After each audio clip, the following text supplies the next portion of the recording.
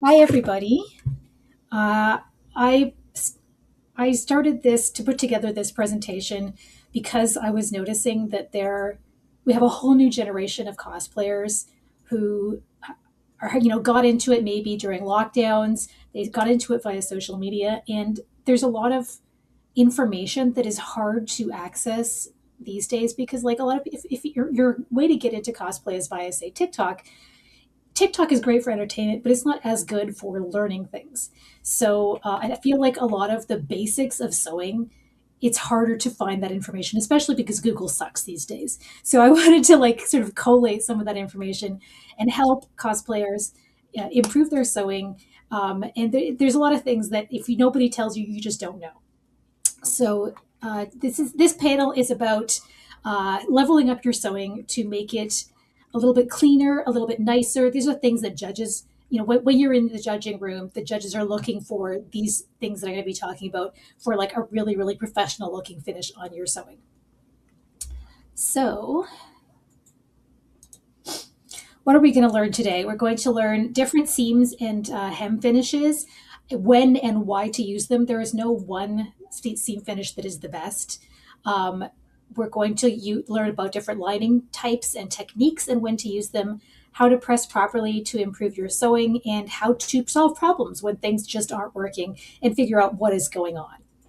And please stop me if there's any like audio or technical issues or whatnot. Okay, so sorry, what? We still good? Okay, so why are seams and hems important? It may seem really sort of basic and simple, but these are the things that can make or break your costume. A lot of the time, I see costumes when I'm judging that are really beautiful details, but they have problems with the seams and hems. And it's that those basic things that can really elevate your sewing and your costume or bring them down. So it even though it's simple and basic, you really want to put the time in to make sure that stuff is clean and neat because that's what's going to take you to the next level. So first off, some seam and hem finishes. These are not all of the options that you have available to you, but these are some like very common and basic ones that you want to have in your arsenal. So especially these days, I see a lot of cosplayers, especially the younger ones, thinking that French seams are like the best seam of all time. They are not the best. And just because you use a French seam doesn't mean that you did the best job. French seams are great in specific situations, just like any other seam. So if anybody doesn't know what a French seam is, that's basically when you're sewing it so the raw edge of the fabric is completely enclosed inside the seam. So to achieve a French seam, you're going to sew the fabric wrong sides together first, then you're going to fold it and then sew it again. So you're basically enclosing that raw edge inside of that seam that you can see on the top left. This is a really, really good seam for especially sheer fabrics because it's enclosing because you're sewing and folding twice. They can create a lot of bulk in the seam. So if your fabric is a little bit bulky, this is not the seam I would use. I like to use this for sheer fabrics. And also I like to use it on straight things.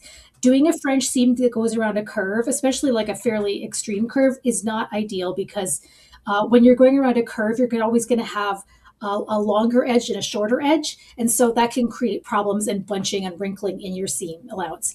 So French seams, you best used on sheer fabrics, lightweight fabrics, not heavy fabrics. Now, pink seams, those are you're going to be using a pinking shears. It's basically a kind of a pair of scissors that has that little zigzag cut in it. Those are really good for fabrics that don't fray really, really badly. And how a pinking shear works is that fabric is woven with a straight grain, like it's woven in a cross. So you've got the warp, and the weft.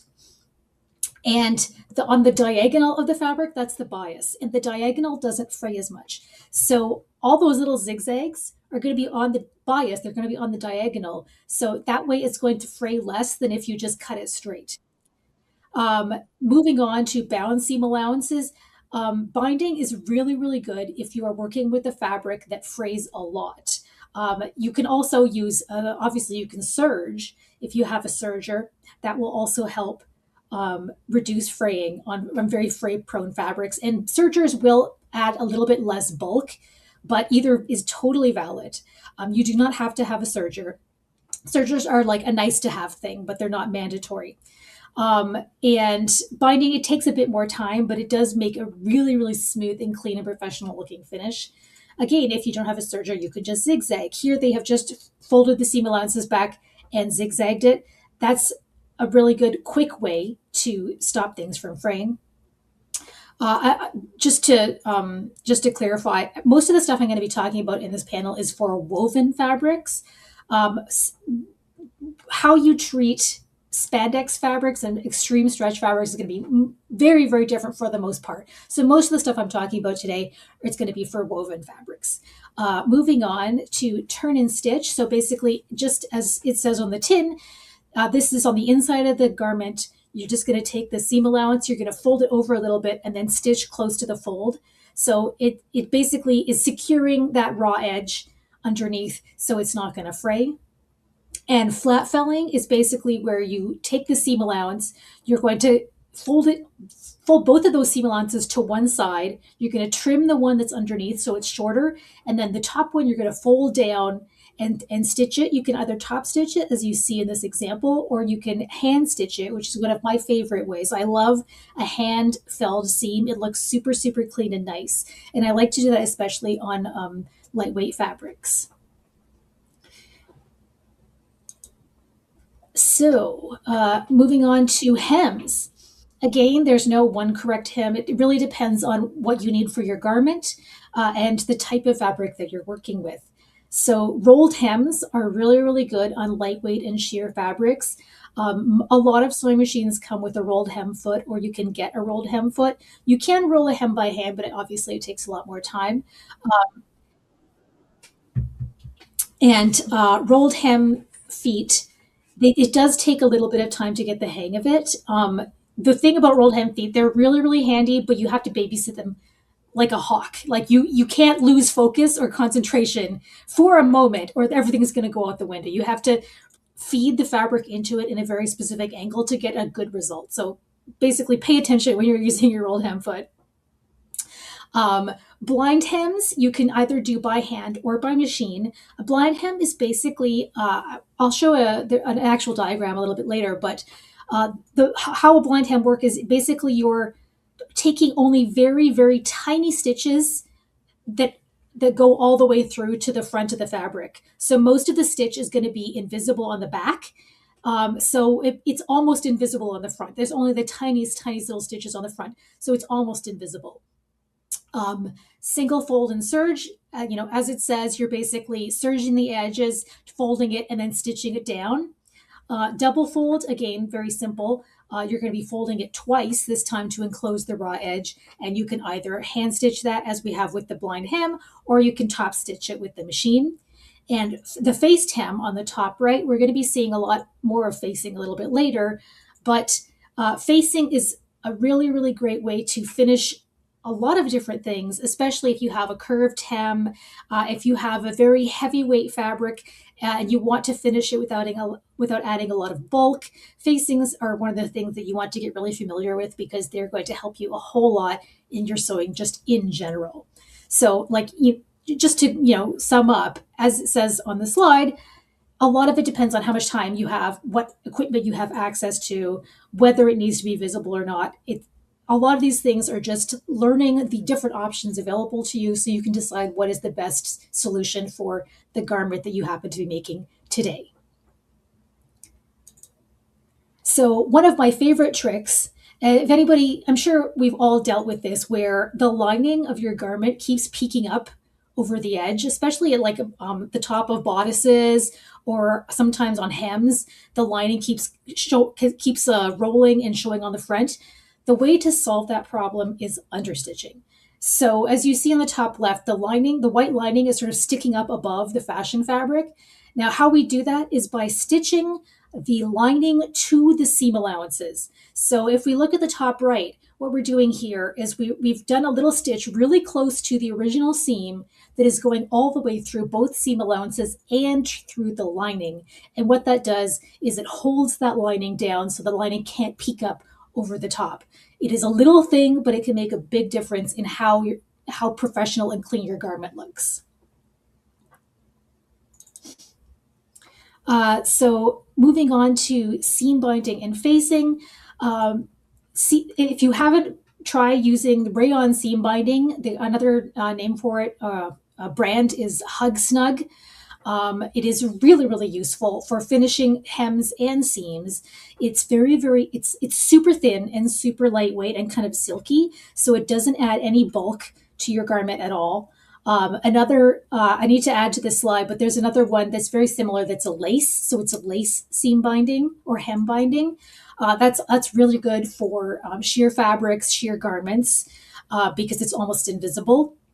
In both those cases, it's good to finish, as you can see on the right side. It's really good for finishing the edges of seam allowances, and it's really good to use as a way to finish your hems. So if we see the hem on the bottom left, they have machine stitched that seam binding to the hem of the garment, and then they are hand blind stitching that seam binding onto the garment front. So basically, all you're going to see on the front of the garment are those tiny little hand stitches instead of a machine stitch hem.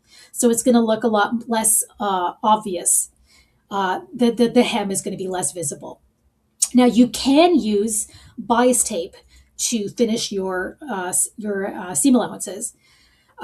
Because bias tape is a bit thicker and a bit heavier than that rayon binding. The rayon binding is super, super thin. So bias tape absolutely works, but I would use bias tape on fabrics that have a bit more body to them, a bit heavier, like the denim we see on the example on the right. So bias tape would be fine on denim, but on something really, really thin and flowy and silky, I would probably use the rayon binding instead. Okay, so one thing to keep in mind if you have a big circle skirt or a cape that's built on a circle is, as I mentioned earlier, because fabric has the straight grain and a bias that's on the diagonal, if you're cutting something in a circle, that means you're going to have 4 points in that circle that are on the diagonal bias, and fabric stretches on the bias. Therefore, if you're cutting something that's going to be a circle, it's going to stretch in those 4 points from gravity, which is why you want to make sure that it does that stretching before you hem your garment. So if you have like a big thing like a skirt or a cape that's cut in a circle or even a part circle, you want to stretch it out. You can even put weights on the bottom to help stretch it out faster before you do the hemming. Otherwise, your hem is going to be all wavy like this. So another thing to think about, as we see here, is when you're hemming a curve, you can see that the outside curve and the inside curve of that hem, the inside curve is shorter than the outside. And so if you just folded up the hem, you're taking a long piece and a long curve and trying to fit it into a short curve. So you're going to get puckering on that hem. So if you were to fold it up a whole lot. So the solution for hemming that circle skirt or that big cape is by adding a shaped facing. So shaped facing is either you can cut a piece of fabric into that curve, or as we have done here with that pink binding, it is a bias binding. So, as we mentioned, bias is cut on the diagonal, bias stretches. So with bias, you can shape it into that curve first and then apply it. So that's how you can finish really, really curved things, just using a bias or a shaped facing to fit that curve smoothly so you don't get any puckering. Okay, moving on to lining. The technique of lining that most of us are familiar with in sort of modern garments is what we call bag lining. It's called that because it's basically a separate bag that is created mostly separate from the actual garment, and then they're just attached around the edges. So if you think about like a suit jacket, the lining there is as we see here in this example, is a bag lining. They are the lining and the outer garment are completely separate, and they're just attached at the edges, and they can sort of move independently. So and what this does is it makes the garment easy to take on and off. So, like a jacket, you want it to be easy to take on and off. The lining is often slippery for this reason, and it also hides all the insides of the garments to make it look neat and tidy. So that is the situation where you want to use a bag lining. Now, the thing that you want to keep in mind with bag lining, as you can see here, if you look at the close-up diagram, because the lining and the outer garment are separate, they will move independently. And because they move independently, you don't want one or the other to be pulling and pulling the other one out of position. So usually, because the lining is much more lightweight, you want a little bit of extra wiggle room in the lining. So if you look at the bottom there in that close up, the lining is actually longer and it folds over a little bit. So you've got that extra fold at the bottom so that if it pulls, it's not going to pull the jacket outside. It's not going to pull the outside of the jacket out of position. That lining can shift and move around a little bit. And you will see the same thing in the sleeves of jackets, where the lining is a little bit extra long than it needs to be, and it's folded over so it has a little bit of that extra wiggle room. One of the underappreciated techniques of lining, in my opinion, is flat lining. So with bag lining, a lot of the purpose is to just hide the insides and make it look nice and make it easy to take on or off. With flat lining, the lining has more of a structural purpose. The lining is actually doing a job.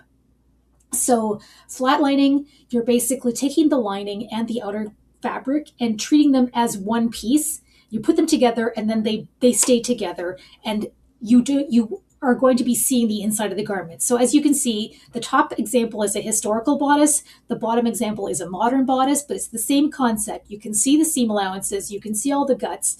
This is a technique used a lot in theater because it makes the garment easy to modify and alter.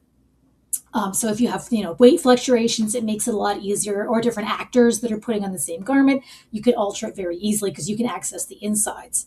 Another great purpose for flat lining is that if it can add structure to the outer fabric. So if your outer fabric is the perfect color, but it's a little bit too lightweight for what you want it to do, if you flatline it with something that has a little bit more structure, then they're basically becoming one fabric. And so the whole thing has a bit more body to it. It is also, as we can see here, a really great place to put all of the extra structure without it showing on the surface. So the boning in both these examples is attached to the seam allowances and to the underlining, and it's not attached or showing on the outside. So you're not going to have any stitch lines on the outside where all the boning and stuff is attached. Another amazing use for underlining is for making invisible hems. So this example here, this is a silk satin dress, and because the satin is so shiny, it's going to show any stitches, no matter how tiny. The blind stitches are still going to show because the fabric is so shiny. So how they have achieved this perfectly invisible hem is they have flatlined or underlined the entire skirt in silk organza. Now, silk organza is a fabulous fabric. It is so useful. The prices of silk have gotten insane in the last few years, but it is still worth, if you can find some silk organza for cheap, absolutely snap it up because it's going to be really, really useful in a lot of different ways. And one of those ways is as an underlining for fabrics because it is very lightweight, it's sheer, but it can add a lot of structure and body. And in this, as we can see in this case, the underlining, the hem is attached to the underlining. So the hem is held in place, but there's no stitching showing on the outer layer of the satin. It is really good for adding poof and body to skirts, to sleeves, bodices. Silk organza has a million different uses. Polyester organza can work in a pinch, but the silk is honestly a lot better in general, and it's more breathable. Some more obscure techniques for lining. One of my favorite lining techniques is one I learned from doing 18th century costumes. So With the thing with bag lining, modern bag lining, often you're going to be turning the whole thing inside out, sewing all around the edge, and then flipping it right side out. um, that is fast for that's a more fast technique for, like, say, production sewing, but it's a little bit less precise. So what I like to do when I really need precision is laying everything out, putting the lining exactly where I need it to be on the inside of the garment, folding the edges exactly where I want them to be, and hand stitching it in place exactly where I want it to be. So that takes a bit more time, but in cases where you do need that really really close precision, that is one technique that you want to keep in mind. And as I say on the slide, if your fabric is if your outer garment is something that you wouldn't be able to easily flip it inside out because it's got a whole lot of stuff on it, it's really stiff, this is a good technique to use. Another one that is not super well known, but I find it really useful, is kimono lining. So it's very similar to bag lining in that it encloses all the raw edges and it hides all the guts. But when you think about a kimono, it's like a big robe, right? And it has a bunch of panels. And if you only stitch around the edge, it's a huge garment, and therefore, if the outer fabric and the lining are completely separate, they can shift around a lot because that's a whole lot of fabric to move around. So, to prevent all that shifting from happening when you wear it, what kimono have is the seam allowances of the outer fabric and the lining are basted together. It's just huge, giant basting stitches, like, 2 or 3 inches long, but that basically just secures the seam allowances together, so the outer fabric and the lining can't shift too much. It has a bit of wiggle, but it can't shift so much that it's pulling things all weird. So if you have like a really big robe, a really big cape, that can be one thing to keep in mind if you find that your lining is shifting around too much. So that is one thing that I find a lot of people don't know about. I know about it because I do a lot of kimono sewing. Another thing that I notice is a huge problem, especially for like big coats, big capes, is that lining and outer fabrics sometimes don't play well together. Especially, like, you have your outer fabric and your lining. If they are very different weights, if they have different stretch differentials, you may find that one of them is pulling on the other one when you get to the hem. It's usually the hem that's the problem, because gravity is pulling on both of those fabrics, and gravity is going to be pulling on each of them differently. And so you can find that it's pulling in weird ways. And one way to solve that problem is by having your lining completely separate at the hem. Don't even bother. Like, I see people try to solve the problem by, like, top stitching. Top stitching is not going to solve your hem problems. It sometimes will make it worse.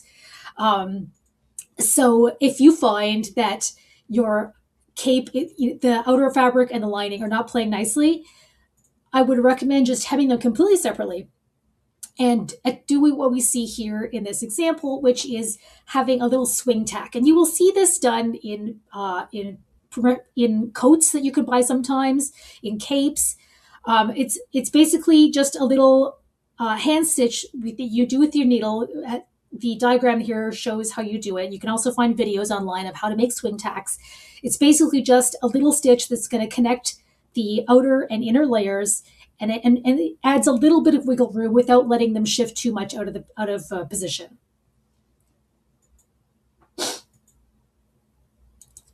Okay, so as we mentioned earlier, facings are super useful to finish basically anywhere in your garment.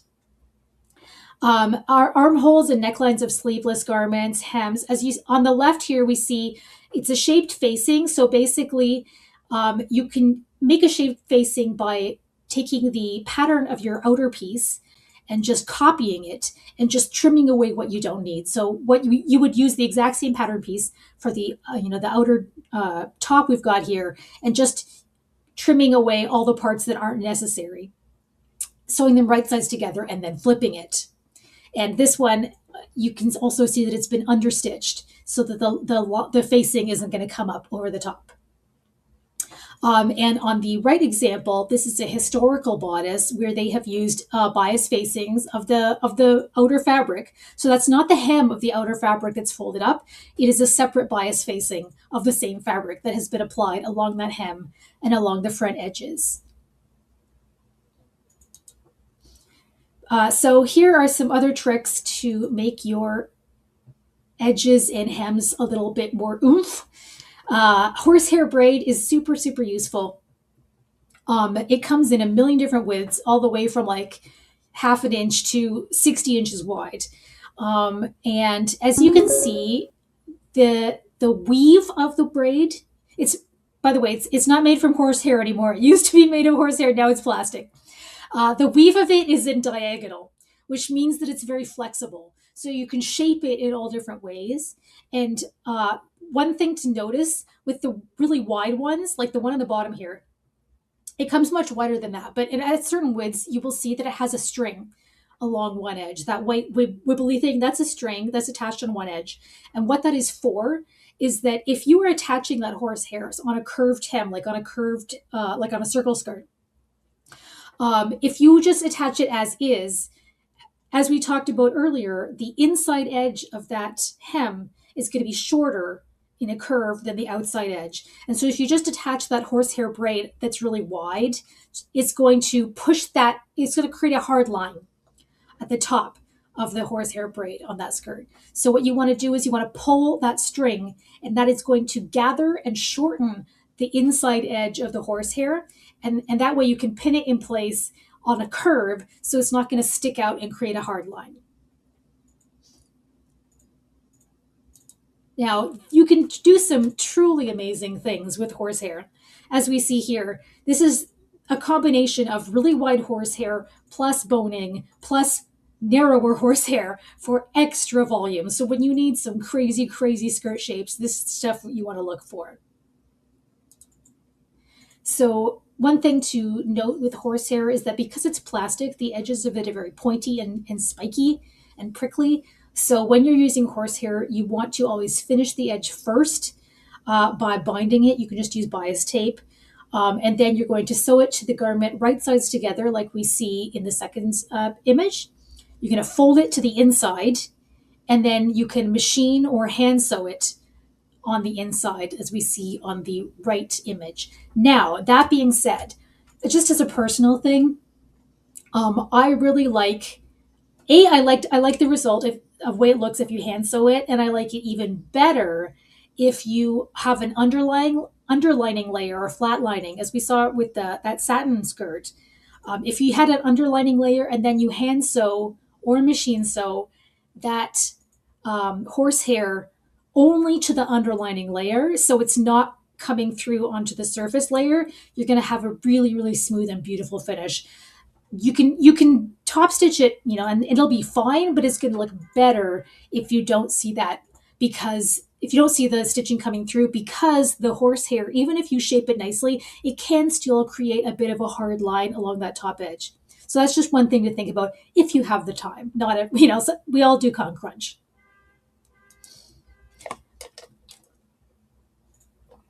Okay, so I know not everybody loves hand stitching. Personally, it's my happy place. I love hand stitching. But even if you don't love hand stitching, you still want to have some hand stitches in your arsenal. You want to be familiar with them because they are going to save your life for cosplay. There are some situations where hand stitching is just going to be the best option.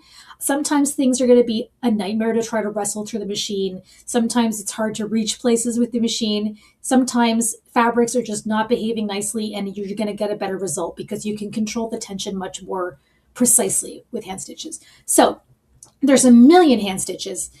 These are only a few examples of super, super useful ones that you probably want to be familiar with. A whip stitch is good for connecting things. The back stitch is really good for security and strength. It also has a tiny bit of flex in it. So if you're doing something that might need to stretch a tiny bit, back stitch is the way to go. Blind stitch, as we mentioned, you can see the diagram here that most of the stitch is going through that fold of the hem, and then only a tiny bit is coming through to grab just a couple of threads of the front fabric and then back into the fold. So it's almost invisible from the surface. Ladder stitch is really good when you need to close something from the outside. Like say if you are making a plushie and you need to stitch it up from the outside, ladder stitch is really, really useful for that. Running stitch is your basic stitch. It's really good for long straight hems, but you have to make sure that your tension is really good because it's easy to pucker things if you don't. You take a few stitches and then kind of just stretch everything out to make it flat. Okay. Do we have any big questions about this section before we move on to pressing? I don't see any big questions. Okay. We can move on. So, ironing and steaming your costume. I have permission to use this photo. Even if you have a purchased costume and you're not making your own costume, please, for the love of God, steam it or press it. I've seen so many Genshin costumes where you still have the folds from where it came from Amazon. Uh, it looks your costume is going to look a million times better if you press it or steam it. But for sewing you have to have an iron. I know a lot of us in daily life don't really iron things anymore because a lot of fabrics you don't need irons. But for sewing, you have to. You have to have an iron. You have to use your iron basically constantly. A lot of people will have the pressing station set up right next to their sewing machine so you can just go back and forth and it's really, really easy. Obviously not for everybody, depending on how your living space is set up. My iron is like all the way across the room. But you have to have your system set up where every time you make a seam, you press it. You set the stitches into the fabric. And one thing that we see here is that ironing is usually when you're trying to get wrinkles out of something. But pressing for sewing, you're not moving the iron across the fabric and dragging it. You're going to be going up and down. You're going to be lifting it and pressing, lifting it and pressing, because you're basically trying to set the stitches into the fabric and set the seams into the shape that you want them to be. You're not getting rid of wrinkles. You're shaping the fabric. So one thing to keep in mind, even though it can be a pain if you like pressing constantly, every seam that you don't press can add a few millimeters of difference in your sewing. So basically, any time that you're sewing a seam that crosses another one, if you didn't press that first one, it might be a few millimeters off. And over the course of an entire garment, if you multiply all those millimeters, it can make a big difference in how it fits. So you always want to press before, especially before you cross two seams. Please don't press over pins. I know, all of us have done it at least once, but, first, you can rust your pins. Secondly, you can melt your pins if they have plastic heads. And thirdly, the pins can leave a mark in the fabric that can be very difficult to get out. Always check the temperature that you're pressing with because all fabrics are different. Check on a scrap piece of that fabric or an unobtrusive area if the garment is already finished. And like start cooler than you think you need to, and then work your way up until you get to the temperature that you need. Because basically, I think all of us have had an oh shit moment where we ruined something because we weren't paying attention. Hotel irons are the literal worst for this. Don't trust a hotel iron. Be very, very cautious when using hotel irons. So, how do we press for sewing? This is going to be do as I say, not as I do, because I sometimes get lazy. I think we sometimes all get lazy, but this is the correct way to do it. Ideally, you want to press the seam as it was sewn. You want to, sew it and then press it, then fold it open and press it again from the wrong side, and then press again from the right side. Depending on what the pattern calls for, some seams are going to be pressed completely open, some are going to be pressed to the side. It also depends on how you're finishing that. Like if you were doing a flat spelled seam, you would press it to the side. But, basically you want to press it first and then press again in the direction that it's going. So here are some examples of unpressed versus pressed. And you can see especially on the right example, the pressing solves a lot of the weird puckering issues. We're going to talk about this a little bit later, but pressing is not going to solve all of your problems, but pressing should be your first step of figuring out why something doesn't look right. So if you have some weird puckering problems, first try pressing, and then if that doesn't solve your problem, then you're going to have to try some other things. But pressing, always press. I see so many beautiful costumes and they didn't press their seams or their hems, and I'm like, no, it was like one little thing that would have made your costume just like so much better. Please, please, please, please. Here's an example of an unpressed little, I think it's Cardcaptor Sakura detail, and the pressed version on the right. Especially if you have these sort of scallopy details, it's gonna look so much better if you press it. And another thing, like when you're doing these kind of details, you want to have like a chopstick or some kind of tool that you can put inside to get all the edges out nicely as you press. It can be kind of fiddly. So, preparing your fabric for sewing is also super important. One thing to keep in mind is that fabric, when you buy it, does not always come on like straight and on grain. Do not trust the edge of the fabric that is cut from the store. Do not trust that it's straight, because sometimes they're drunk cutting. I don't know what they're doing when they're cutting. It's like it can be really wibbly. So you ideally want to check that is straight before you move on. You can fold the fabric and check that it is on grain, which means that it is square, because sometimes fabric will come sort of distorted and stretched.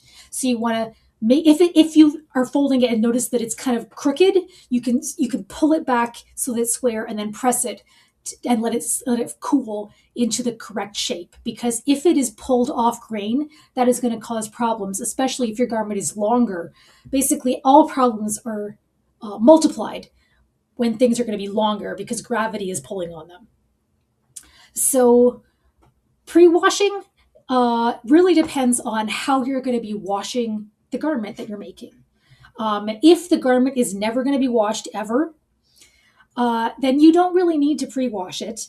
Like if it's something that has like tons of embroidery and it cannot get wet, you don't need to pre-wash that fabric. But do keep in mind, some fabric stores, the fabric can get very dirty. So in some cases, if it's a fabric that can be pre-washed, like I wouldn't pre-wash silk taffeta because it's going to ruin the luster and the body of it. But if it's a fabric that can be washed, you may want to wash it just because it might have gotten dirty. Another thing to keep in mind is, especially if you have sensitive skin, and if it's a part of the garment that's going to be up against your skin, especially around your neck. Personally, I find that my neck gets very sensitive, and so like I've gotten a rash from fabric rubbing against my skin. So in situations like that, if it's something that's going to be up against your skin, you probably do want to pre-wash at least that part, just because the the manufacturers, when they manufacture the fabric, they often put chemicals on the fabric to make it hang nicely, to make it look nicely on the bolt, and you don't want that rubbing against your skin. So here are some of your new best friends. Everybody needs a clapper. Basically, a clapper is a piece of wood. We've got two different kinds here. It doesn't need to be expensive. A clapper works really well with a steam iron. So basically, you're going to steam your fabric, and then you hold the clapper down onto the seam or the hem. The wood absorbs the steam and holds it there, and you hold it there until the fabric cools off, and that the wood and the pressure are going to flatten the seam more than you could get otherwise. So if you find, especially you have a very springy fabric that doesn't like to press really nice and flat, use a clapper. It will help immensely. So the top one is basically just the basic clapper, and the bottom one has its combination clapper, and then the top is a tailor's point presser. So that's really good for doing things like collars if you need the point of a collar, or you can anything that's pointy. And cosplay designs have a lot of like weird pointy bits, so it would be useful for that. And here's an example of with and without a clapper. This is wool, and you can see that it's been pressed, but because wool can be kind of springy, with the clapper, they get it really, really, really super flat. So I find it also works well on some polyester fabrics that are really bouncy and don't like to take a fold very well. The clapper really helps with that as well.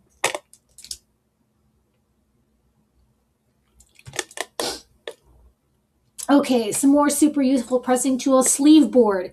Sleeve boards are great because when you're pressing a sleeve, often the sleeve can be too narrow for your iron. So if you try to press the sleeve seam, you're going to end up accidentally pressing folds into the rest of the sleeve that you don't want there.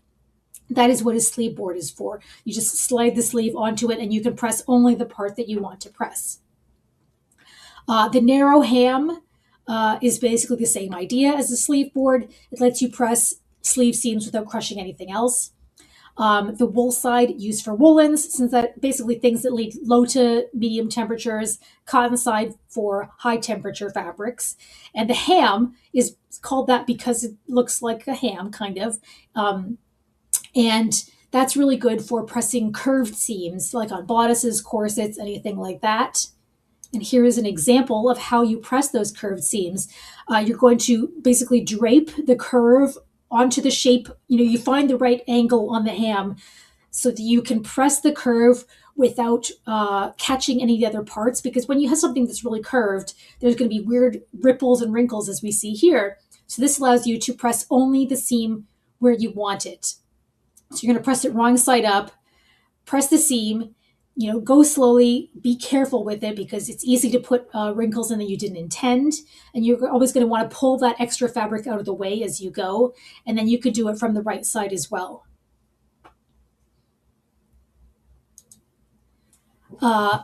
Something that everybody absolutely needs, no matter what, is a press cloth. Press cloth will save your life. Because a lot of fabrics don't like being ironed. You can sometimes they're very delicate, or the ironing can leave a mark or shiny effect on the fabric. Or even if you are using an iron that is new to you, like a hotel iron, you want to use a press cloth. It does not need to be expensive. It can be a random piece of cotton. It needs to be a natural fiber, because synthetic fibers will melt. So cotton muslin, cotton flannel. My favorite is silk organza. You can get silk organza press cloth. I think Drizzt, not Drizzt, that's Dritz. Drizzt is somebody else. Dritz makes silk organza press cloth. I think it's like $10 at Walmart. The great thing about silk organza is that you can see through it. So you can see what you're doing, and it's going to protect your fabric. I like to keep that in my con repair kit, so I can bring it with me to cons, and so I don't have to trust the hotel irons. And you can be a lot more bold with your ironing once you have something to protect the fabric underneath, just in case. Some other super useful pressing tools. If you find, as you see here on the top right, this is this is on the right side of the fabric, and you can see that the seam allowance has left a mark on the front of the fabric. One way to avoid that happening is when you're pressing it from the wrong side, put a strip of paper or a strip of scrap fabric underneath those seam allowances when you're pressing, and that will prevent those seam allowances from making that mark on the right side of the fabric, and so you're not going to have that shadow sort of showing through. Another really useful tool is having a spray bottle of water. So you can apply water where you need it, especially for taking out stubborn wrinkles is really, really useful. I also like to have a cup of water with just like a little sponge dauber or a paintbrush. And I can just paint water right along the seam line, only where I need it, to get that really, really crisp line. One thing to keep in mind with pressing is that you can manipulate fabrics. in all sorts of shapes. So if you look at, if you one thing to, if you're really curious about this, look into traditional tailoring techniques. They do a lot of this for suit making. Especially wool is a fabric that is extremely malleable. You can stretch it and shape it with heat and steam really, really well. So what they're doing here in this example is they are stretching and shaping that collar with the heat and with the steam to make a really smooth curve on that collar. They do this for the sleeve heads for the shoulders on suit jackets. That's how you get that really smooth curve on the shoulder without any wrinkling. You could do that in like they really high quality tailors will also do that for like sort of the waist areas to basically shift the fabric ever so slightly to make the pattern match better. So you can like subtly stretch and compress fabric using heat and steam to get the shape that you want. It's really really cool to learn. And as I mentioned earlier, pre-shaping bias tape. So basically, I see a lot of people using bias tape as trims and stuff, but if you just take it out of the package and stitch it on, if you need to go around any kind of curve, you will notice that it's going to kind of pucker and look weird. This is because you need to pre-shape it first before you apply it. So you want to steam it into the exact curve that you need and then sew it down. So, what iron do you use? Honestly, there's no correct answer. Ideally, not the cheapest possible iron because you do want it to last a decent amount of time. I just recently got an Oliso, which well, I should have brought it so I could show you. It has a thing where it has little feet when you set it down, so it stays off the surface, and so it does not going to burn anything. It's really cool. But a lot of different options. The gravity feed is used professionally, where you has a tank of water, so you can get a lot of steam instantly. Those tend to be more expensive, but if you're doing a lot of pressing where you need high heat and steam instantly, that is a decent investment. One of my the heat press is obviously if you're doing a lot of like transfers, iron on transfers, things like that. Heat presses are super useful. One of my favorite tools is that Clover mini iron. So that is really, really useful for when you need to get into really small spaces. It You can get just that one, or there's a version that comes with a bunch of different tips in different shapes and sizes. I like to use. I've sort of reserved one of the tips of my mini iron for use on Warbler, where I can use it to smooth the edges of Warbler because it's really really good for spot heating. It also has a hot knife tip, so like I really recommend the mini iron as a super useful cosplay tool to invest in. Okay, so troubleshooting, uh, especially with really, really long seams and hems, I notice that this can be a problem. One thing to keep in mind is that the way fabric is woven, often the edge of the fabric, what we call the selvage, is more tightly woven than the rest of the fabric. And so if you are using that selvage edge, um, as the hem or the seam allowance of your fabric, you may find that you're encountering puckering problems because you're stitching too close to that edge, and so the edge is really really tight, and then the rest of the fabric isn't tight. So if you find that is happening, I recommend just cut off your selvage and move the edge of your garment like an inch or so into the actual body of the fabric. Just cut that edge off because if it's really tight and puckering there, that is going to mess you up, and there's no way to get around it.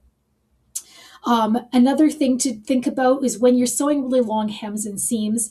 Uh, Depending on how you're on your machine, you may find you have better results if you hold the fabric taut as it's going through the machine. Now, I'm not talking about pulling it through the machine. Do not pull your fabric through the machine. You will mess up your machine.